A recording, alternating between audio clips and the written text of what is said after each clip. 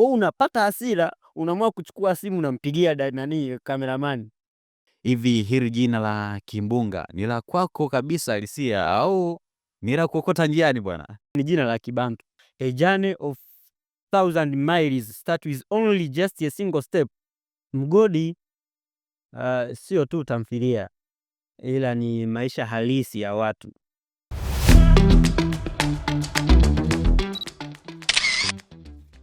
Habari za wakati huu mpenzi mtazamaji, nikukaribishe muda huu tupate mawili matatu kutoka kwa kijana huyu, na hii ni Kimbunga Film. Bana, nimepata muda wa kumtembelea mtu ambaye sio tu ana ndoto bali ameamua kuzitimiza. Ni mwandishi, mwongozaji na pia ni mwigizaji kutoka kundi hili mahiri la vijana wa Mwakitorio. Anaitwa Kimbunga. Bana, bwana Kimbunga, mambo vipi? Niko poa, lakini nilitaka kufanya marekebisho kidogo. Sawa. Na umesema ni mwongozaji, mwandishi, lakini pia ni mwigizaji kutoka kikundi cha Kimbunga Films, lakini pia ni editor. Na edit, kwa hiyo hii usisahau.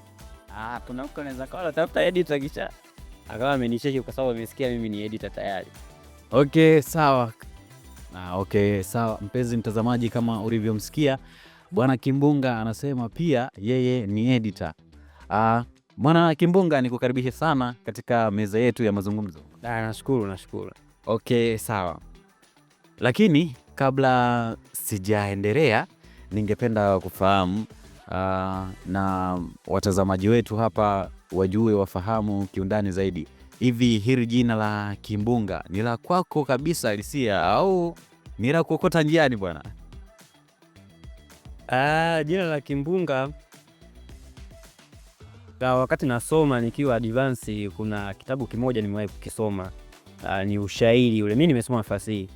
Ni ushairi wa Kimbunga. Ile imeandikwa na Euphrates Kezilahabi mwaka 1970. Sasa baada ya kusoma shairi lenyewe lilikuwa nazungumzia masuala ya siasa na jamii.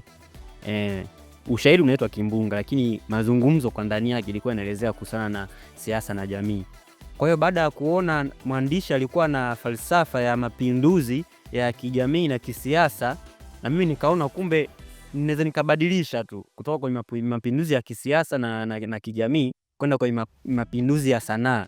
Nikaona nikitumia Kimbunga itakuwa imekuja na mlengo wa mapinduzi ya kisanaa. Kwa hiyo nitakuwa nimefanya kitu kikubwa na jina litakuwa na motisha. Vile vile ni jina la Kibantu. Kwa hiyo ndio maana nikawa nimechagua Kimbunga, lakini sio la kwangu. Kwenye makaratasi na shule nilikuwa nikitumia Abdalla Rashid Juma. Bwana, sawa. Hilo ndio jina umepewa na wazazi? Nilipewa na wazazi, Abdalla. Sawa kabisa, sawa. Bana, bwana Kimbunga, watu wanatamani kufahamu huyu Kimbunga Film ni nani, ama hiki kikundi kilianza vipi au kilianzaje?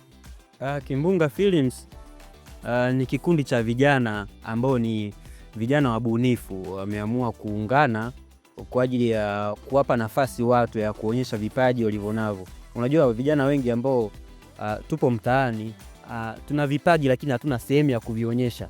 Kwa hiyo tukaamua kujikusanya na kutengeneza kikundi ili tuweze kuonyesha kile tulichonacho na kupresent na kuonyesha sanaa na kile tulichonacho kupitia nini? Kupitia tamthilia na movie na film kwa ujumla. Kwa hiyo tuliona fursa, na kwa sababu tunaweza kufanya, basi ngoja tufanye. Okay, sawa. Mpenzi mtazamaji, ni kuombe tu usitoke, tuendelee kupata mawili matatu hapa, na ningependa kufahamu wazo hili la tamthilia ya Mgodi ilitoka wapi, au hii idea ya hii tamthilia ililetwa na nani? Hii idea nilikuja nayo mimi moja kwa moja, na idea ambayo nilikuwa nayo toka zamani. Ilikuwa ni baada ya kukaa na kuangalia ni wazo lipi ambalo naweza nikalifikisha kwenye jamii na nikalipresent kwa namna ya kipekee. Nikaona Mgodi ndiyo sehemu sahihi, kwa sababu ni mimi mwenyewe ni mmoja kati ya watu ambao tunaishi kwenye mazingira hayo. Mimi, marafiki zangu pamoja na ndugu jamaa na marafiki, na mimi mwenyewe nikiwepo, ni mmoja kati ya watu ambao wanashika koleo, wanaingia mlimani. Kwa hiyo nikaona ukiachilia mbali mambo ambayo yanatokea yanatokea kwenye maisha ya hawa vijana, kuna mambo kama usaliti, udhurumaji, kudhurumiwa kwenye kazi zao, lakini pia changamoto za uchimbaji wa madini, specifically wanaita nini, dhahabu. Ina maana kuna hadithi ambayo inatakiwa kusimuliwa na kuwafikia watu kwa upana zaidi, na hii nikaamua kuifanya kupitia sanaa, na hapo ndipo idea ya mgodi ikawa imekuja. Kwa hiyo nikasema ngoja niifanye. Okay, sawa. Bwana Kimbunga, ningependa kufahamu kwa wale ambao bado hawajaitazama na hawajaiona hii kazi ya tamthilia ya Mgodi, unaweza ukatufafanulia kwamba inahusu nini, inalenga nini yani? Labda niwaambie watu kwamba Mgodi sio tu tamthilia, ila ni maisha halisi ya watu. Yaani ni maisha halisi ya watu ambao wanaishi migodini. Kwa hiyo kama kuna mtu ambaye hajajua maisha halisi ya mgodini, basi hii ndio nafasi pekee ya kujua maisha yakoje. Kumekuwa kuna vijana ambao wanakuwa wanatamani kutoka sehemu moja kwenda eneo jingine kwa ajili ya kutafuta na kujitafuta kimaisha pia. Kwa hiyo niliona kama niwape funzo wale ambao wanatamani kuja mgodini kwa ajili ya kufanya kazi. Waone kwamba wanavokuja tabia zao watazikuta huku. Sio kwamba waje na tabia zao, hapana. Mgodi ni sehemu ambayo kuna changamoto nyingi, kuna mambo mengi yanatokea, unaona. Kwa hiyo wanavokuja wajipange waje vipi. Ina maana watajua moja kwa moja kwamba kuna maisha haya na haya na haya. Kwa hiyo hata kama akipata changamoto fulani anajua ataisolve vipi. Kwa hiyo ilikuwa ni kama funzo kwa wale ambao wanaishi kwenye mazingira halisi ya machimbo, lakini pia kuna wale ambao wanatamani kuja machimboni kuja kuchimba, basi wajue kuna mazingira yapi. Lakini pia ni kuwapa somo wale ambao wanakuwa wapo nje ya machimbo, maana wao wanakuwa tu wanapiga simu na kutaka pesa. Naomba nitumie hela na nini. Ukimwambia nimekosa, mazingira yamenibana, kazi imekuwa ni ngumu, haelewi. Kwa hiyo tukaamua kuexpose na kuonyesha kwamba ni changamoto zipi ambazo wachimbaji wanazipitia, ili waone moja kwa moja kwamba kumbe hela hii tunayotumia inapitiwa mchakato mrefu kiasi hichi. Ndio maana nikawa nimekuja na hii idea ili kuwapa funzo vile vile watu. Kwa hiyo ni maisha halisi ya watu. Okay, sawa mpenzi mtazamaji, kama unavyomsikia ndugu yetu Kimbunga anazidi kufafanua juu ya tamthilia yake hii ya Mgodi. Watu wanasema kwamba unakokwenda nenda na akili yako tu, tabia utazikuta huko huko. Bwana Kimbunga anazidi kufafanua kwa undani zaidi. Bwana Kimbunga, sisi bwana tunafahamu safari hii, sanaa si lele mama.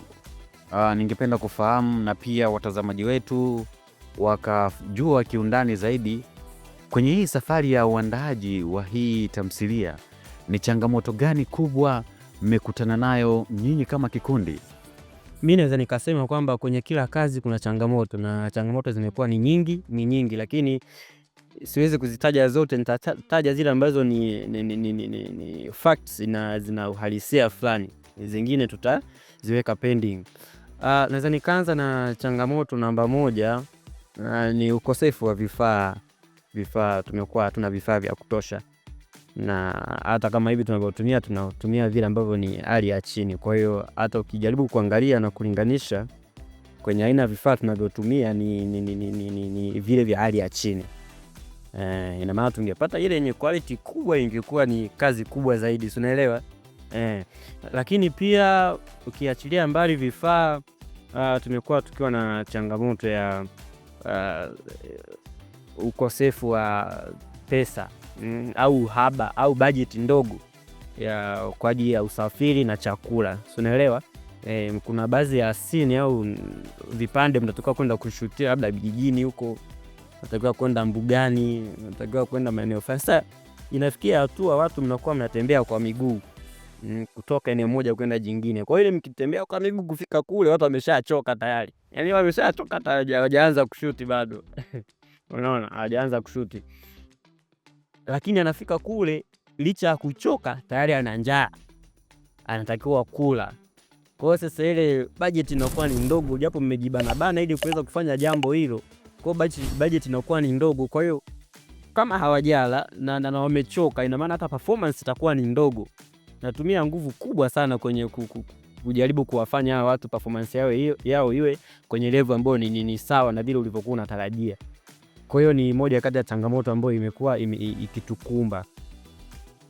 Lakini pia kuna changamoto nyingine ambayo ni kukosekana kwa moral and technical support. Nikisema moral namaanisha nazungumzia jamii moja kwa moja. Ni kama morali au motisha kutoka kwa jamii. Jamii inawachukuliaje nyinyi, inawasupport vipi? Kuna baadhi ya watu wamekuwa wakifikiria kuwa sanaa ni kupoteza muda tu, yani hakuna unachonufaika nacho wala uwezi kufanya ajira kupitia sanaa. Unaelewa? Kwa hiyo wanakuwa wanakosa kwa support, wanasema kwa hiyo mmekosa kitu cha kufanya mpaka mmeamua kuingia kwenye uigizaji. Sio kama tumekosa, ni vile tu tunapenda na tunataka kufanya na kuonyesha kile tulicho nacho, lakini hatuna nafasi. Unaona? Na imetubidi tufanye hivyo. Lakini pia nimezungumzia technical support. Kukosekana kwa technical support inamaanisha ni pamoja na timu ya uzalishaji yenyewe. Unakuta kwenye kazi moja, mfano mgodi au kazi zingine zozote zile, unakuta ni mtu mmoja anahusika kwenye vipengele vingi. Unakuta huyo ni mwandishi, huyo ni producer, huyo ni editor, huyo ni location manager, huyo ni mwongozaji au director. Kwa hiyo inamuia ugumu kufanya mambo hayo yote kwa wakati mmoja. Kama ilivyo ni wia ugumu mimi nakuwa napata ugumu sana kwenye kufanya. Kwa hiyo hii hali ilinipelekea mpaka niache kufanya shughuli zingine. Kwa sababu nimeamua kuingia kwenye sanaa, ikabidi niache kufanya shughuli zingine ili niingie tu moja kwa moja. Kwa hiyo nakuwa nafanya yote hayo kwa pamoja. Kwa hiyo inakosa hata muda wa kupumzika. Nikimaliza hili nafanya hili. Kwa hiyo natumia muda mrefu sana. Kwa hiyo ndio hapo moral and technical support. Changamoto nyingine ni kukosekana kwa location. Location imekuwa ni shida kwa sababu kuna baadhi ya maeneo tunakuwa tunatamani kushutia, lakini hatuwezi kuyafikia wala hatuwezi kufanyia pale kwa sababu ya wale watu wanaopatikana pale hawawezi kuruhusu, au mambo ya kitamaduni yanakuwa yanafanya mnakosa location fulani ya kushutia. Kwa hiyo mnakuwa mnapata changamoto, inabidi tu mlazimishe mazingira, kuforce mazingira. Ukijaribu kuangalia tamthilia ya Mgodi, kuna sehemu tulitaka kushutia kwenye hospitali. Tulikosa mazingira sahihi. Kwa hiyo ikibidi tuforce, yani tufoji tu kwenye jumba fulani ambalo linafanana. Ile wanaitwa nini, kuchiti ile. Tukawa tumechiti. Tunatumia nyumba fulani ambayo ina rangi kama zile za wapi? Za hospitali, ili kuonyesha kwamba tulikuwa mazingira ya hospitali.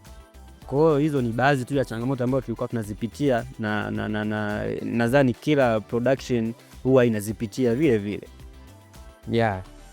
Okay, sawa. Nashukuru sana. Bwana Kimbunga, usinichoke, nina maswali kadha wa kadha.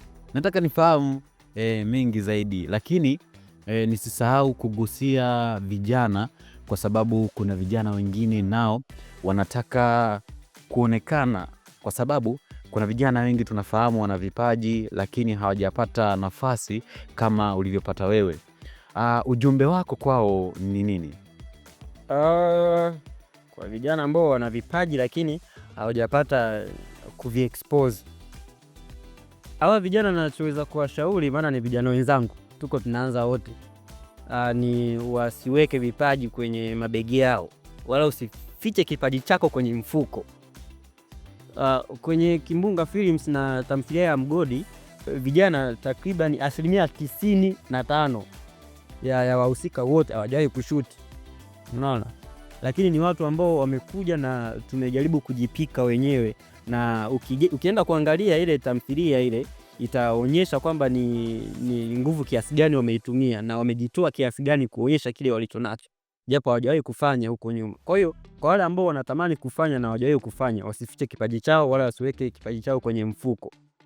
Kitadumaa, wakionyeshe, wakiexpose, na kama wakiweza basi waje tuungane, tujaribu kusukuma hili gurudumu, kwa kuwa hata sisi wenyewe tunaanza, sio kwamba yani ndio hatua ya kwanza. Wanasema kwamba a journey of 1000 miles start with only just a single step, yani ni hatua ya kwanza kabisa ndio inaenda kukamilisha miles nyingi huko mbele.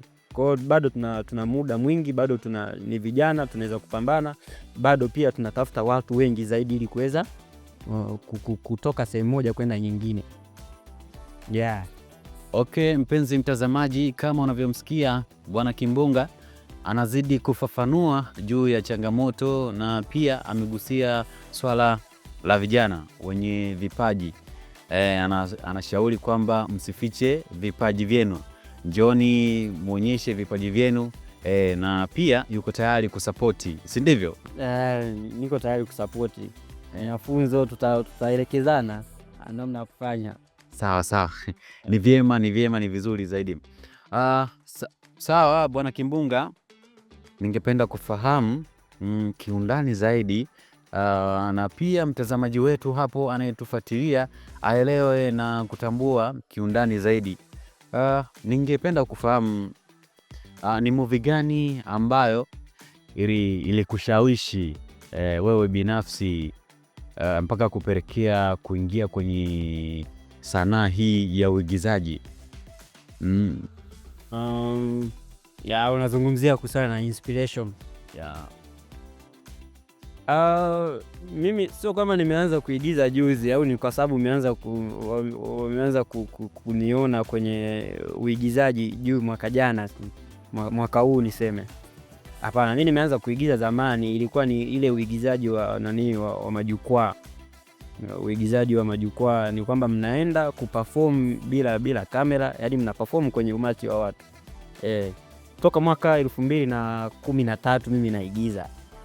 2013 nilikuwa darasa 6 ile. Nilikuwa naigiza, nilikuwa kwenye kikundi fulani hivi. Imekuwa ni muda mrefu, kilikuwa kinajiita imekuwa ni kitambo sana. Kwa hiyo kilikuwa ni kikundi cha sanaa ambacho tulikuwa tunaigiza kwenye majukwaa. Kwa hiyo nimeanza zamani, sio kwamba kuna mtu ameniinspire au movie imeniinspire hapa. Lakini ukija kwenye sasa hivi, kuna baadhi ya watu wanakuwa wananiinspire, lakini kuna baadhi ya movie ukiangalia zinakuwa zinakufanya unapata na hasira. Mfano kuna baadhi ya movie, mfano labda tuzungumzie hawa Chinga wanajiita wanajiita Chinga Media. Wanacheza wao wamecheza Wrong House, wamecheza Last Chance na Bosi Mchawi. Unajikuta labda mfano unaangalia upo episode, labda unaangalia huko ndani kwako, umekaa kwenye kiti unaangalia kwenye TV, unaangalia mfano episode ya 17. Ukishamaliza kuangalia ile episode ya 17 mpaka moyo unakusuta, unasema hivi, kwa nini mimi nafeli wapi? Nashindwa kufikiaje hizi level? Yaani nashindwaje kufika hapa? Unaona? Kwa hiyo unapata hasira, unaamua kuchukua simu unampigia cameraman.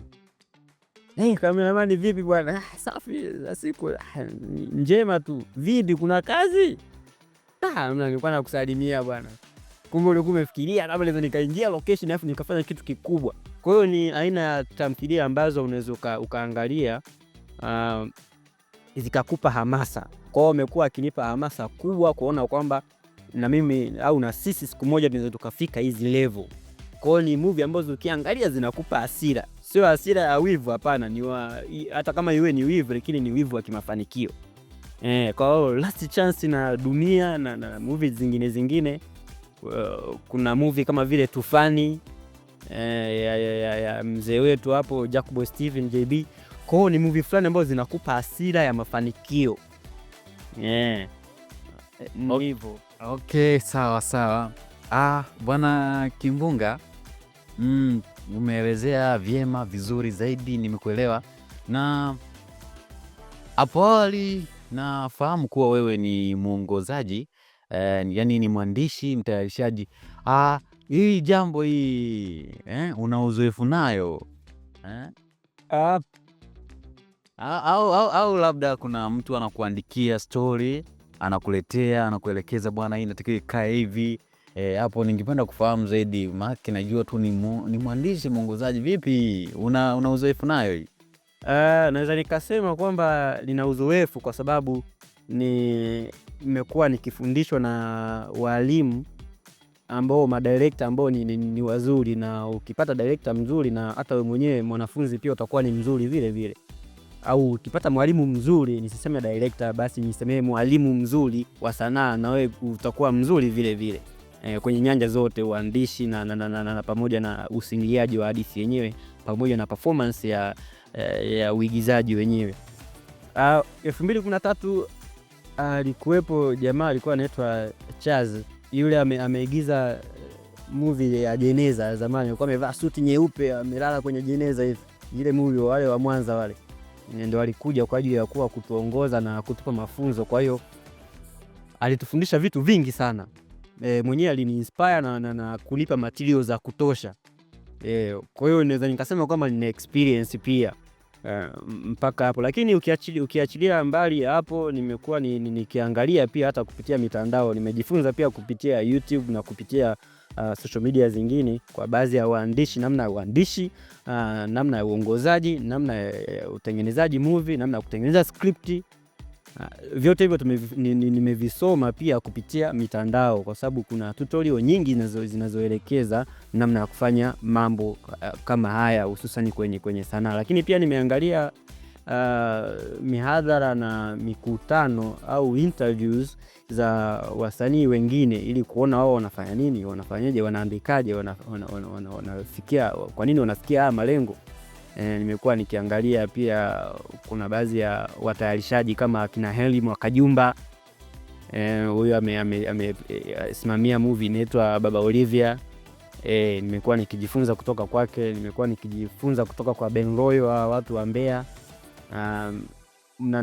na watayarishaji wengine wengi. Kwa hiyo ni experience ambayo unaipata kutoka kwa watu wengi, hata kama sikutani nao, lakini najifunza kupitia kile ambacho wanakizungumza wao, na wanatufundisha nini tufanye ili kufikia sehemu fulani.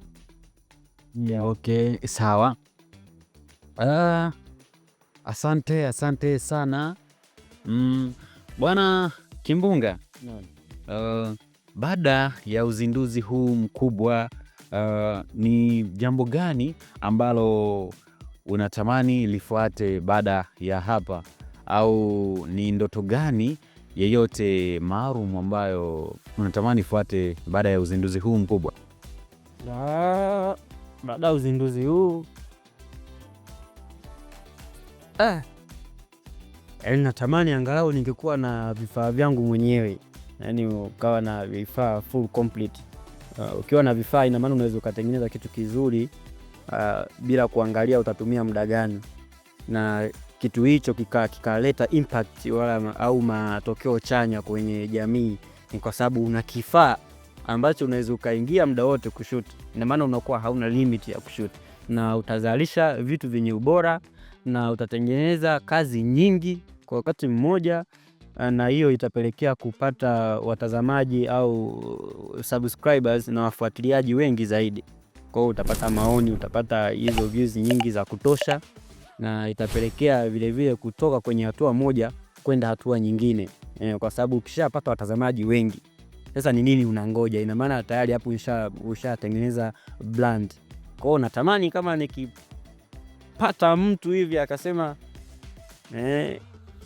Kimbunga Films na naweza kugharamikia vifaa, au tukaingia mkataba wa kufanya kazi, akatoa vifaa afu mimi nikatoa production, nikatoa crew nzima ya Kimbunga Films kwa ajili ya utekelezaji wa kazi ya sanaa, naiona mbali Kimbunga Films kwa pamoja, ni kwa sababu ni jambo ambalo tunaweza tukalifanya wote kwa pamoja. Kwa hiyo natamani kama nikipata vifaa vizuri afu tukapiga kazi nzuri zaidi. Yaani hiyo ndio naitamani sana shehe wangu. Bwana mpenzi mtazamaji, kama unavyomsikia Bwana Kimbunga alivyoeleza. Na Bwana Kimbunga, una chochote cha kuambia watazamaji hapa, na una chochote kitu ambacho unaweza ukawaambia mashabiki zako? Make upo live kabisa, kuna wengine hapo mpaka sasa wanakufuatilia. Una chochote kitu kwa ajili ya kuambia? Ninavyo vingi, lakini hichi kimoja ndio naweza nikawaomba mashabiki, labda ngoja niwaangalie sasa, Watizame bwana, watazamaji. Mimi kiukweli ni nawaita au nawaalika kwa ajili ya kusubscribe kwenye YouTube channel ya Kimbunga Films. Ni inapatikana YouTube, imeandikwa Kimbunga Films, na ukiingia pale subscribe, like na kucomment. Baada ya kusubscribe usisahau kubonyeza kale kakengele kwa ajili ya kupata notification za miendelezo yote ambayo tunakuwa tunatoa kwenye kila wiki.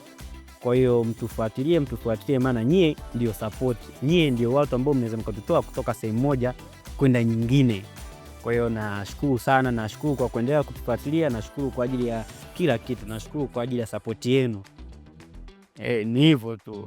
Okay, sawa mpenzi mtazamaji, tumepata muda wa kuzungumza na Kimbunga na ameelezea vitu vingi.